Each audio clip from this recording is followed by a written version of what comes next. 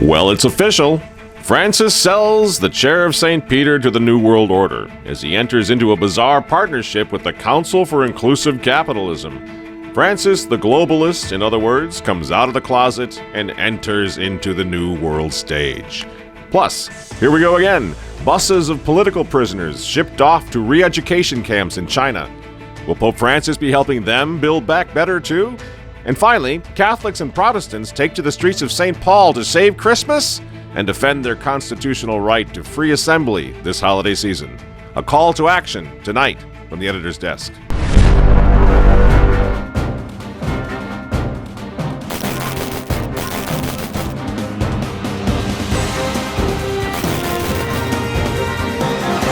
Hello again, ladies and gentlemen. Michael Matt coming to you once again from the offices of the Remnant newspaper. We got an important call to action that I'm going to bring up here in a few moments. But first, news out of the Vatican. More bad news out of the Vatican. Every day there's something else.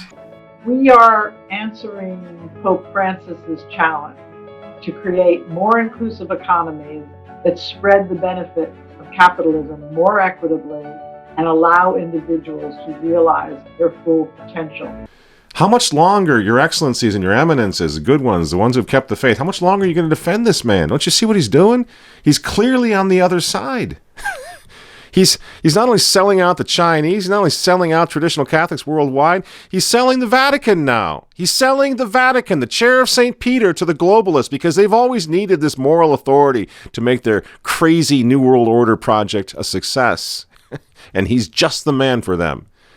And he's been signaling this whole alliance for a long time, ever since he endorsed the Sustainable Development Goals of the United Nations on the floor of the United Nations back in 2015. He's making no secret about it.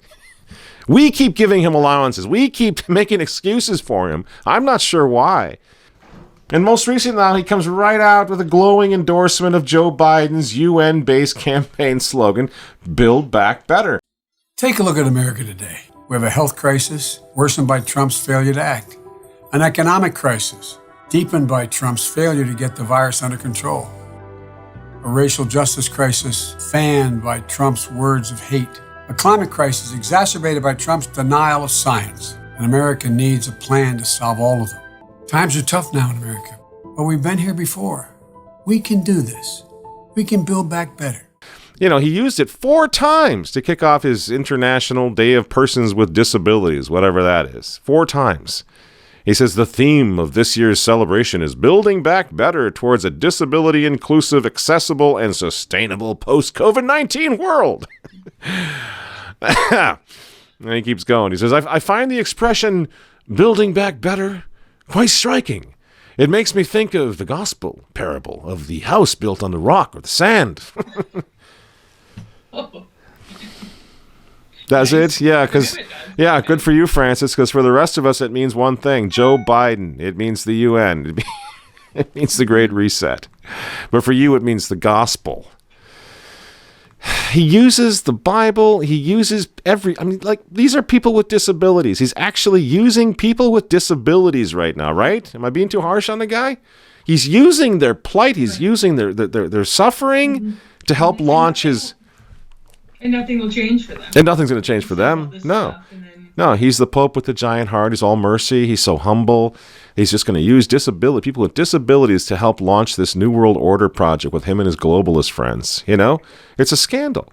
He says, may our common desire to build back better give rise to new forms of cooperation between both civil and ecclesial groups, and thus build a solid house ready to withstand every storm and capable of welcoming people with disabilities. And, of course, he tweets it out. He's got to make sure the whole world sees him doing this thing, you know? That question for you, Francis. Are you going to help these people build back better, too? I'll throw these guys up on the screen. They're in Hong Kong right now. They're watching their loved ones being bussed by China out to re-education camps. You know, the Chinese Communist government, Francis, the folks you just signed a deal with. Who's that guy, Sarando, saying that China is a great example for the world last year? You know, the best example of Catholic social doctrine. Is that what he said? Bishop Sarando, another Argentinian, a close advisor to the Pope, a friend of Jeffrey Sachs, says that China say it again? Is the best example of Catholic social doctrine. The best example of Catholic social doctrine. Your Eminences, Your Excellencies, once again, these are the characters running the church right now. This is the human element of the church. They need to be driven out of the church, right? We need a little help from you guys. At this moment, big tech censors are blocking you from seeing the information you want. Make sure the Remnant has a way to contact you directly.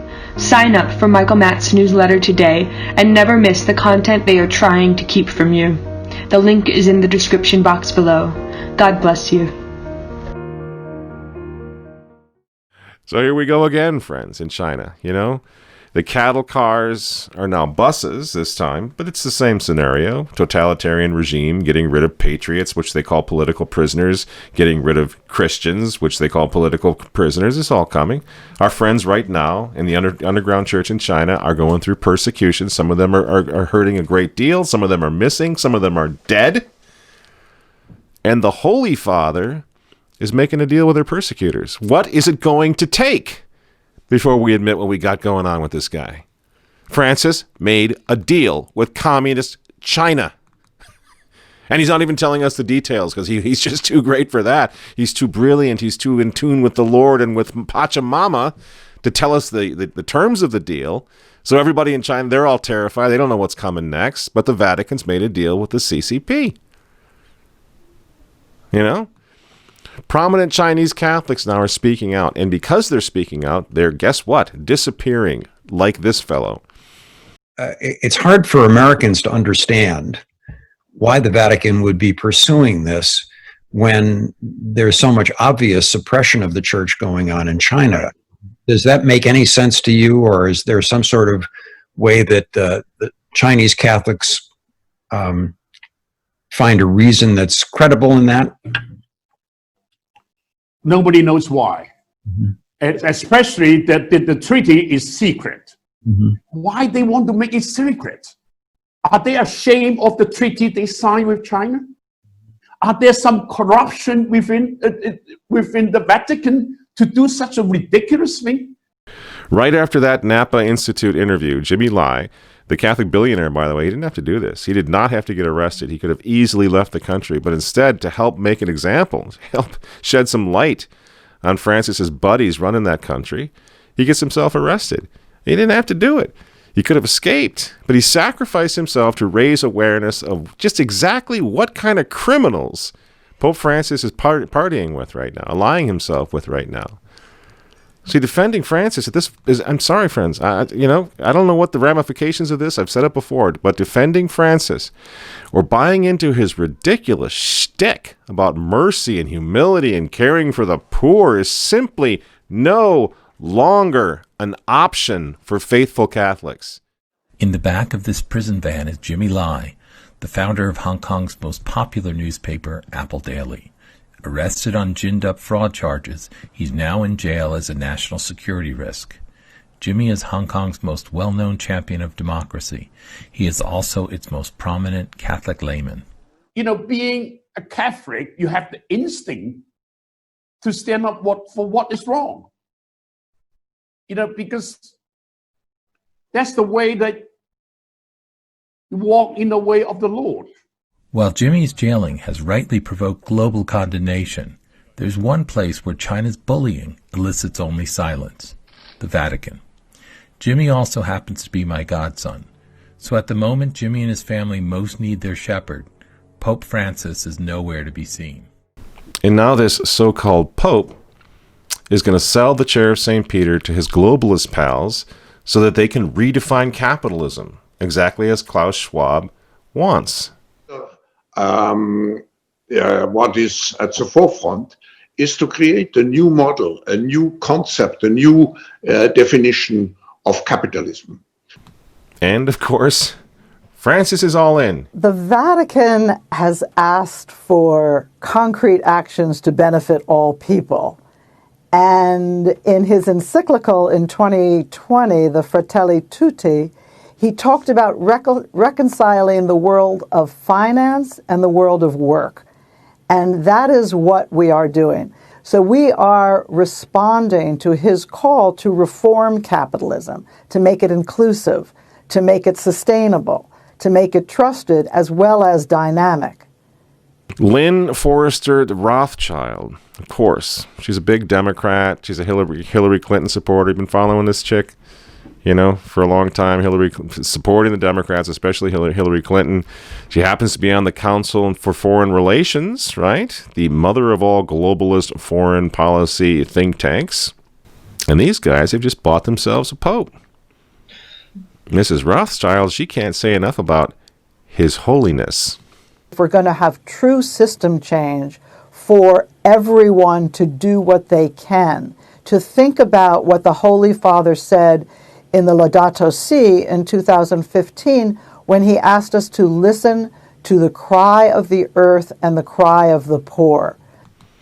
Rothschild and her Council for Inclusive Capitalism plan to meet with Pope Francis once a year, and all of the usual suspects are going to be there. Remember this guy? Two reasons, I think, why I'd say concrete commitments to inclusive capitalism. Well, he's in this one here. The fact that different religions need to come together on all matters is just the crying need of the times. Most of these guys were featured on the original Great Reset video that we did months ago, Klaus Schwab's thing. They were all on that one too, and now they're on this one with Pope Francis. Is anybody a little nervous about that? You okay with that? Is that good? He's actually literally now showing up in prominent, high-profile videos with pro-aborts, pro-gay marriage, pro-contraception, pro-New World Order. You got any problem with that at all? Or because he said he's going to make this year dedicated to St. Joseph, are you going to forgive him? Because, oh, well, look at that. He gave the whole year to St. Isn't that cute? He used to do the same thing. He still does all the time with the little horror stories for children he would tell about the devil down in Argentina. You see, because he looks at all of us like little children. Throw him something about the devil. That'll shut him up. Throw him something about St. Joseph. That'll shut him up. This is how this character acts, And now Pope Francis has officially joined the Council on Foreign Relations, along with the Ford Foundation, of course, which supports abortion and the homosexual political agenda, of course. And by the way, do you remember when they bought the Amazon Synod?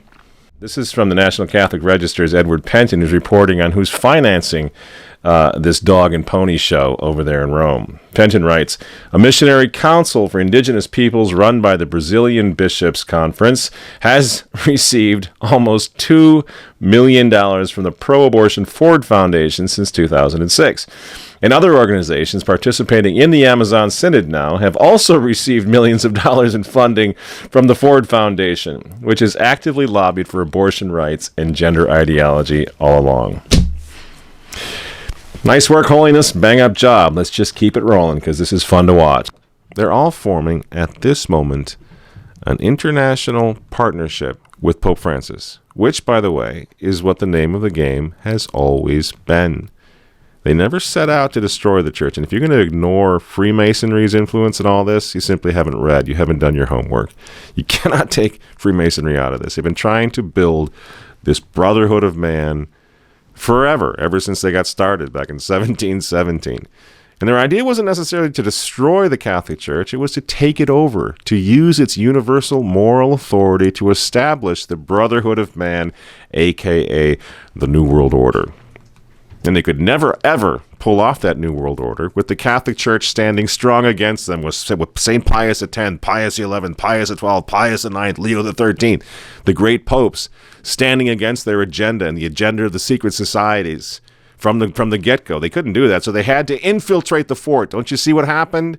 Those of you who are still defending the new Mass and defending Vatican II, well, at least we got Vatican II. Vatican II was where they got all this started. Don't you see? That's where Freemasonry, the ideals of the Enlightenment of Freemasonry entered the church. Freedom of religion. You see? Going on for a long time. They had to get the Catholic Church to join them or to be destroyed. She was too big to destroy. And so they infiltrated her. They infiltrated her seminaries. They infiltrated her priesthood. What do you think the sex scandal is all about? That was intentional. They destroyed the liturgy so that we would all begin praying not like Catholics, but like something else that's utterly un-Catholic. Waving our arms around, speaking in tongues, doing whatever. Get rid of the Latin, get rid of all the old things. Everything that we could identify with as had been going on in the church for a couple thousand years, get rid of it all, start from scratch so that we'd easily fall victim to this whole plan for a new world order, one world church. And Francis has it in his old and in his old head that he's going to be the head of that one world church. That's his legacy. That's his job. See, the church, in her human element, is no longer concerned about death, judgment, heaven or hell. Not in the least. It's over. And the church is now all about social uplift, social outreach, inclusive capitalism now, the sustainable development goals of the United Nations, the brotherhood of man. The hippies have taken over. Imagine there's no countries and no religion too. They told us what they were going to do, and now they've got Francis. Here's Mrs. Rothschild to tell us how it's going to work. Well, the Vatican has asked for concrete actions to benefit all people. And in his encyclical in 2020, the Fratelli Tutti, he talked about reconciling the world of finance and the world of work. And that is what we are doing. Stop the tape. Yes, indeed. The Holy Father knows best. The Jewish lady wants the Holy Father to lead us all into a new world economic order. The Jewish lady wants this. So everyone's okay with that? Okay, roll the tape. But what he wants is for the creation of wealth to aid and not destroy the planet and the people on it. Stop the tape. Stop the tape. One more time. Did you see that? This thing on her chest? Does it look familiar? It should. You see, that's the UN Sustainable Development Goals symbol. You know, that's Bill Gates. That's Jeff Sachs. Francis has been promoting these SDGs for a long time, since the beginning, even though contraception is the centerpiece of the entire population-controlling, planet-saving initiative, as is abortion. And I've dug around on the Sustainable Development Goals website. You can certainly find abortion. They cover it up. It's not right up front and center, but it's there. And the whole idea is to decrease the world's population, so of course abortion comes into it. But contraception, absolutely, that's the whole purpose of the thing, you know? And this brings us back to COVID, the great opportunity to change capitalism forever. How?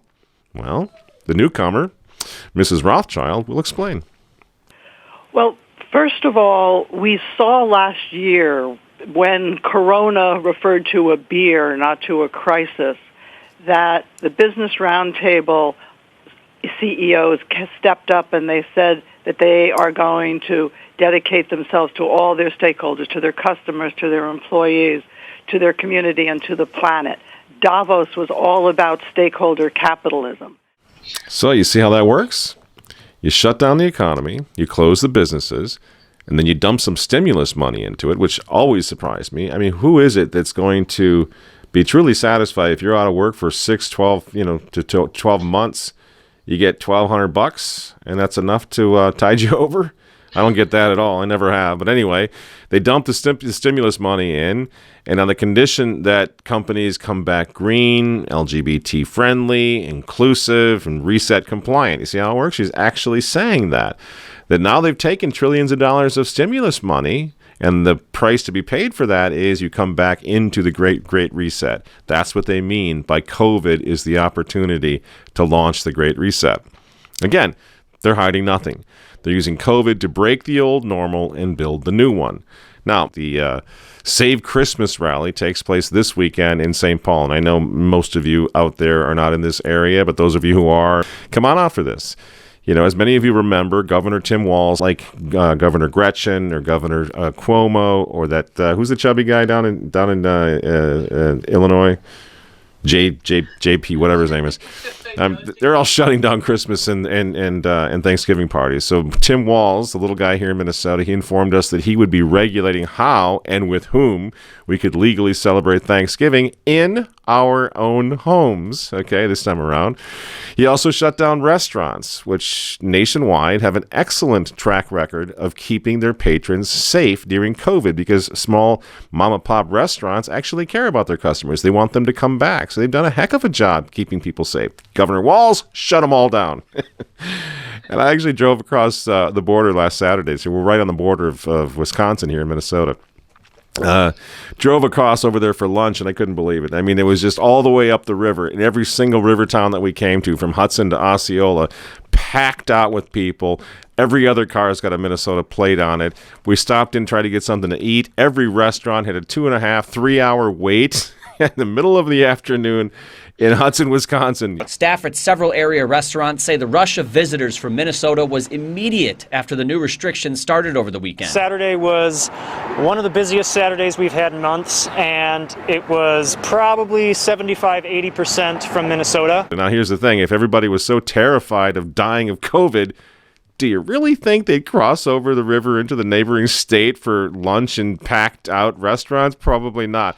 Everybody's seeing through this. We need to act now. We can't wait until see what happens in January. We need to act right now to stop this madness, because you can only stay scared of COVID for so long. People are done with this.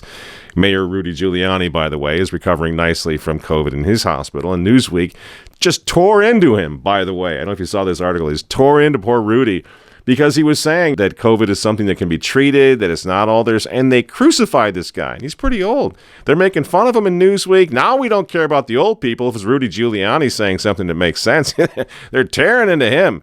Take his teeth out, jam a ventilator down his throat, then you'll know what's going on. They're furious at the guy because he's not scared enough of COVID. This is just so ridiculous. Anyway, here in Minnesota, they're going to crack down on Christmas celebrations once again in our homes. And once we let these little dictators in, they will never leave. You see, they are treating us all like stupid little children at best and like the enemy at worst, as I pointed out last Saturday at another rally here in St. Paul. Because Donald Trump decided, he made a decision that in my opinion was inspired by God. Yes. He made a decision to stand with you, to stand with you, to stand with you, to stand with me, and they hate us. That's what they hate about Donald Trump. It's not Donald Trump, it's us. This coming Saturday at 10:30 a.m. is the Save Christmas Rally. It's going to be a 1-hour silent prayer protest against this encroachment on our constitutional right to freely assemble, which is happening in many blue states now throughout the country.